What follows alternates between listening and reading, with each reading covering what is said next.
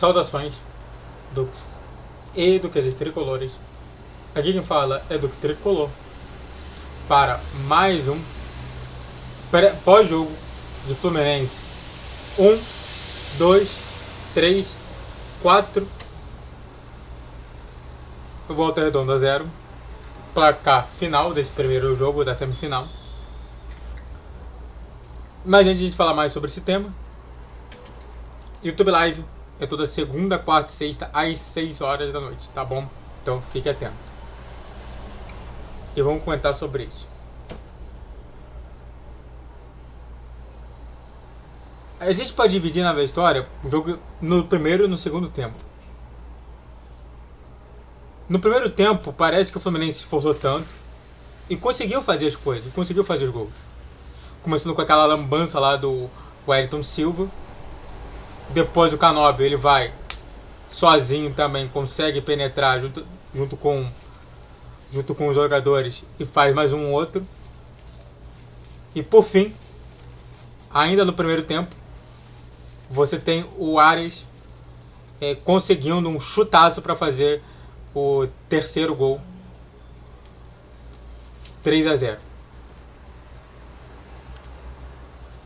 Fluminense em cima do Volta Redonda. E sabe, parecia que era um time irreconhecível.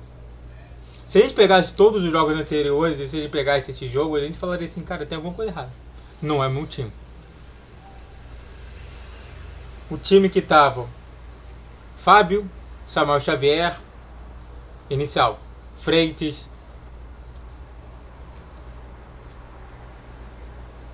Ignácio e Gabriel Fuentes, Martinelli, Otávio, Canóbio, Serna, Arias e Cano. Foi esse o time que estava em campo, no esquema de 4-2-4. Nesse caso, 4-4-2, eu coloco sempre. Eu não acredito nesse 4-2-4, tá? Em nenhum momento realmente o Fluminense ficou exposto. Quer dizer, nenhum momento. No primeiro tempo, em nenhum momento realmente o Fluminense ele precisou de um grande problema, só teve um chute bem cruzado. Mas fora isso, o Fluminense amplamente dominando o primeiro tempo da maneira mais impensável ali de tudo. Onde que a gente falou assim, você esperava realmente 3-0? Eu não esperava 3-0 no primeiro tempo. Tá? Eu perguntei lá pra todo mundo e ninguém esperava esse 3-0. Claro, você pode falar assim, mas ganhou fez 8-0 no Águia de Marabá, mas é o Águia de Marabá, é um time que é inexistente perto do Fluminense. Então a gente saiu desse primeiro tempo com 3-0, com o time do Fluminense impressionando a atuação. Já no segundo tempo, e claro, com a substituição, não sei por que motivo, talvez seja por lesão ou por alguma coisa assim, do Wellington Silva, que eu achei meio estranho. Ele que consuma o primeiro gol do Fluminense com erro. Aliás, falo tanto de futebol feminino que isso me lembrou justamente o gol da Lelê. Então é mais interessante sobre isso. Antes de falar mais sobre esse tema, se inscreva no canal, faça o triplo C que é curte, comente, compartilhe, redes sociais, engajamento de vídeo, Twitter dia 10, 12, 20 horas, Pix na tela, e esse mesmo você pode mandar patrocínio. Vamos continuar aqui falando. Já no segundo tempo, o Fluminense ele foi comedido. Entendi que ele não precisava fazer mais gol. 3-0 já era um placar consumado. Foi realmente esquentando ali a situação, diminuindo as possibilidades de gol do adversário, mas o adversário conseguiu ainda meter uma bola difícil pro Fábio, né? O outro jogador conseguiu fazer uma cabeçada que acabou justamente parando no travessão. Mas de fato o Fluminense estava dominando amplamente a situação. Porém, a gente precisava somente de mais um gol. Se eu falei de Canóbio e Arias, faltava justamente o nosso artilheiro.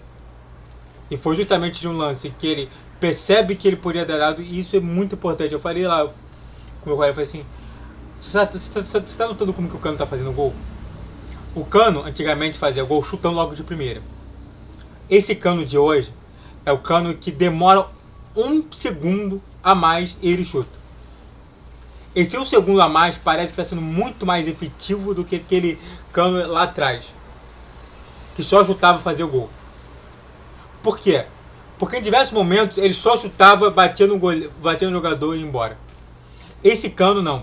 Tanto que o gol que ele fez contra o Bangu, por exemplo, ele esperou mais um segundinho e chutou meio sem ângulo. E também o gol, por exemplo, contra o Nova Iguaçu, o Águia de Marabá também foi a mesma coisa. E o Cano fez isso. Percebeu que ele podia andar mais pro lado, andou mais pro lado, chutou, fez o gol. 4-0, placar final. Gostaria de falar também um pouquinho desse juiz, né, do Iorelino, que novamente roubou contra o Fluminense. É um canalha esse jogador, esse juiz. É nojento, é repulsivo completamente. Não gostei da atuação dele. Ele marcou várias faltinhas que não era falta pro Volta Redonda. Não marcou várias faltas que era falta pro Fluminense. Então isso daí me dá uma raiva enorme desse juiz, né? E pra mim teve um pênalti não marcado pro Fluminense. De novo. No lance que pediram mão. Sobre isso tudo, o Fluminense tem uma grande vantagem. Acho que deve poupar no segundo jogo. E claro, pensamos na final agora. Não tem como não pensar na final. Eu falei lá pra vocês lá no pré-jogo. É pensar na final. Eu já tava considerando que o Fluminense passou. E é pegar o Flamengo, que com certeza vai ganhar do Vasco. Seria um milagre o Vasco ganhando do Flamengo. Porque tem que ganhar, tem que fazer 2 gols. Porque um gol não presta. Disso daí, melhor do jogo é pra mim o Canóbio, que tá virando um monstro no Fluminense. Pior do jogo é o Serna, que não participou muito bem. E melhor do jogo dos caras eu vou falar o Fabrício, que foi o zagueiro, que em diversos momentos, se não foi goleada, é muito por conta desse jogador. Tá bom?